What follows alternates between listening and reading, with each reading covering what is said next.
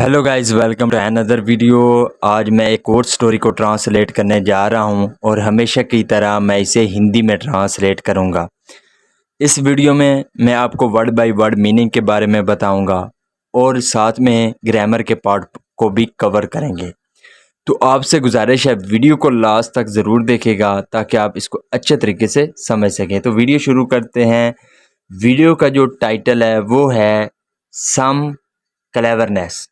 Cleverness एक noun है जिसका मतलब होता है चालाकी। तो इस क्लेवर कहते हैं चालाक, तो क्लेवरनेस कहते हैं चालाकी को। तो इसका क्या मतलब हुआ? सम क्लेवरनेस यानी कि थोड़ी चालाकी। तो ये था हमारा टाइटल। इसको मज़ीद पढ़ते हैं। A salt merchant had a donkey. Salt कहते हैं नमक को, मर्चेंट कहते हैं व्यापारी को। तो साल्ट मर्चेंट कहते हैं नमक के व्यापारी को। तो यहाँ पे जो हैड है ये पास्ट का पोजेसिव सेंटेंस है। जब हम कहते हैं कि किसी के पास कुछ था, किसी के पास कुछ था पास्ट के लिए, तब हम हैड का प्रयोग करते हैं। तो अ साल्ट मर्चेंट हैड, एक नमक के व्यापारी के पास था। अ डोंकी, एक गद्दा। तो एक जो नमक का व्यापारी था उसके पास एक गद्दा था। He used to set out every morning with the bags of salt loaded over it to sell them in the nearby towns. He used to, यहाँ पे यूज टू का प्रयोग किया गया है। यूज टू जो है वो पास्ट की कंसिस्टेंसी को बताता है कि पास्ट में कोई व्यक्ति प्रॉपर कोई काम किया करता था, तब हम यूज टू का प्रयोग करते हैं। और यूज टू के बाद वर्ब की फर्स्ट फॉर्म का यूज किया जाता है। तो ही यूज टू सेट आउट, वो सेट आउट का मतलब होता है निकल जाना, रवाना होना। तो वो रवाना हो जाया करता था एवरी मॉर्निंग, हर सुबह, with the bags of salt. Bags कहते हैं थैलों को। तो नमक के थैलों के साथ, लोडेड लाद कर, ओवर इट उस पर, टू सेल देम उनको बेचने के लिए, इन द नियर बाई टाउन्स करीबी शहरों में। तो वो इसका क्या मतलब हुआ कि वो सुबह जो है वो निकल जाया करता था, नमक के जो थैले थे उनको गद्दे पर लाद कर उनको बेचने के लिए करीबी शहरों में। They had to cross many bridges on the way. यहाँ पे हैड टू का प्रयोग किया गया। हैड टू का प्रयोग हम तब करते हैं जब मजबूरी को शो करते हैं कि मजबूरी में किसी व्यक्ति को कोई काम करना पड़ा, तब हम हैड टू का प्रयोग करते हैं। तो दे हैड टू क्रॉस, उन्हें क्रॉस करना पड़ा मैनी ब्रिजेस, यानी कि बहुत सी पुलें उन्हें क्रॉस करना पड़ती थी, ऑन द वे रास्ते पर। वन डे, एक दिन, the donkey slipped of a bridge and fail into the water. The donkey slipped of, slip of का मतलब होता है फिसल जाना। तो यहाँ पे सेकंड फॉर्म है स्लिप्ड ऑफ। तो एक दिन जो गद्दा था वो फिसल गया, अ ब्रिज एक पोल से, and fail into the water और वो पानी में गिर गया। The salt got dissolve. Dissolve का मतलब होता है घुल जाना। तो जो नमक था वो घुल गया। The merchant pulled his donkey out of the water and looked it over to see if it was okay. The merchant pulled, pulled का मतलब होता है खींचना। तो यहाँ पे सेकंड फॉर्म है पुल्ड। तो जो व्यापारी था उसने खींचा, हिज डोंकी अपने गद्दे को, आउट ऑफ द वाटर पानी से, एंड लुक्ड इट ओवर और उसको देखा, टू सी देखने के लिए, इफ इट वाज ओके कि वो क्या वो ठीक है। The donkey was not hurt, जो गद्दा था उसको कोई चोट नहीं लगी थी। And its load was no very light, and its load और उसका जो वजन था, वॉज नो वेरी लाइट, वो अब बहुत हल्का था। लाइट का मतलब होता है हल्का। बिकॉज क्योंकि द साल्ट, जो नमक था, हैड डिजोल्व्ड, वो घुल गया था। यहाँ पे हैड के साथ वर्ब की थर्ड फॉर्म है। ये हमारा पास्ट परफेक्ट टेंस का वाक्य है। तो हैड डिजोल्व, वो घुल गया था, इनटू द वाटर पानी में। तो अब जो उसका वजन था वो हल्का था क्योंकि जो नमक था वो पानी में घुल गया था।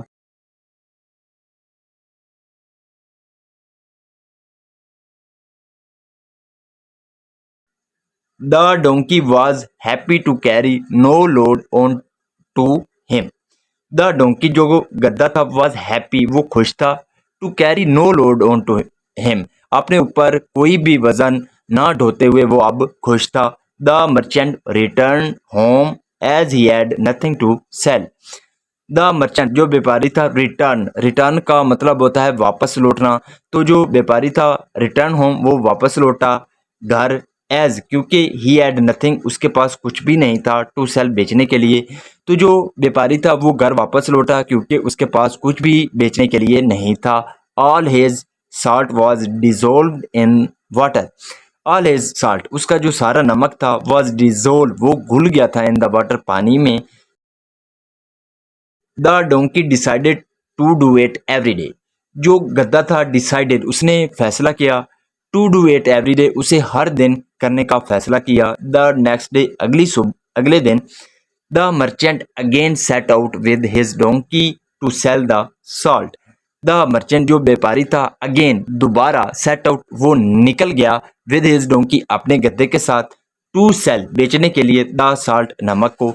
तो अगले दिन जो व्यापारी था वो दोबारा अपने गद्दे के साथ जो है नमक बेचने के लिए निकल गया। The donkey again manage to fall into the river and got his load of salt dissolved in water. The donkey again managed to fall. जो गद्दा था वो दोबारा गिरने में सफल हो गया into the river, वो दरिया में, यानी कि दरिया में जो गद्दा था वो दोबारा जो है गिरने में सफल हो गया।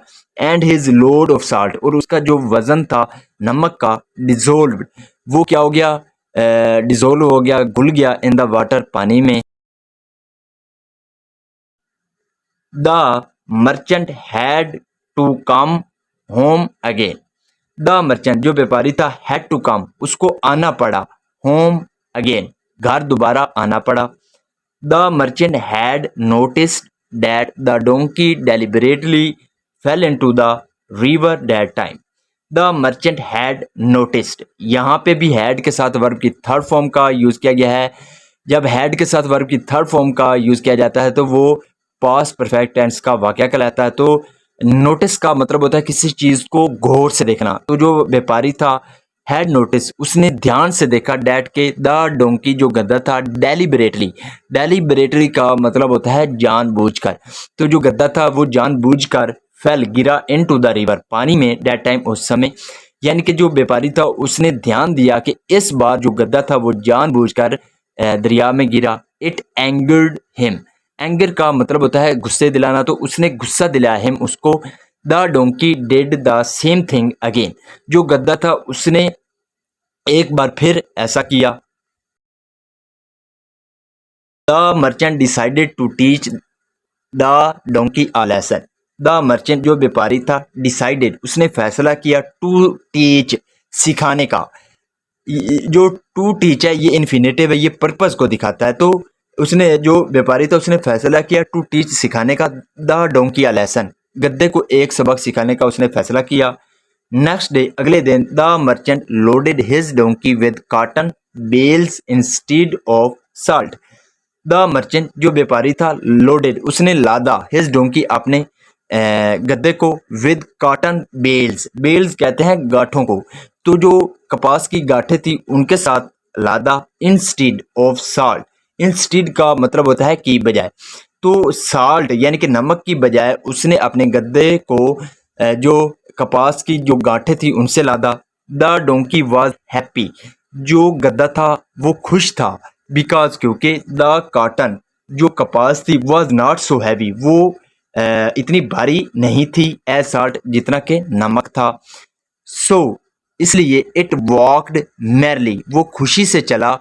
ही थिंकिंग वो सोच रहा था of making the weight still lighter, जो यानी कि वजन था उसको और भी जो है लाइटर, लाइटर का मतलब होता है हल्का, तो हल्का और बनाने के लिए वो सोच रहा था by falling to the river, पानी में गिर कर, यानी कि पानी में गिर कर जो वजन था उसको और भी हल्का बनाने के लिए वो क्या था सोच रहा था। The donkey fell off the bridge into the water.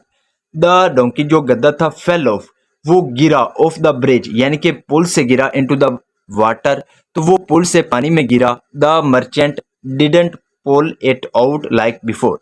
The merchant जो व्यापारी था डिडंट पुल उसने नहीं खींचा, इट उसको, इट यहाँ पे जो है वो डोंकी के लिए लगा है, तो the merchant didn't pull it out like before, तो जो व्यापारी था उसने पहले की तरह उसको बाहर नहीं निकाला।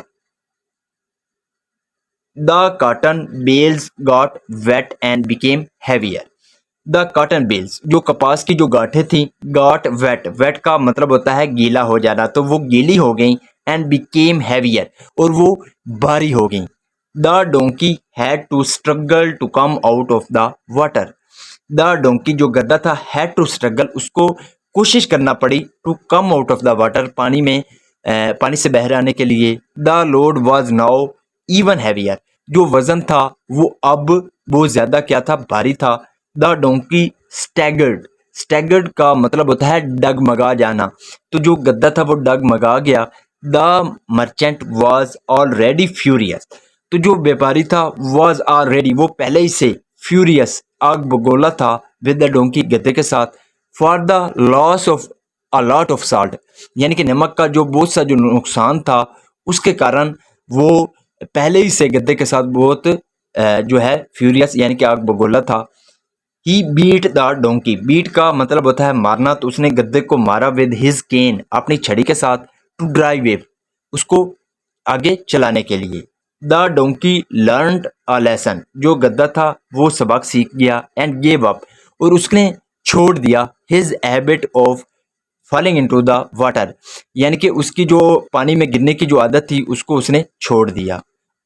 So this is the video guys. अगर आपको ये वीडियो पसंद आई हो तो इस वीडियो को लाइक कर दें, चैनल को सब्सक्राइब कर दें, ताकि इसी तरह की आने वाली वीडियो आप तक पहुंचती रहे। Have a nice day, good bye.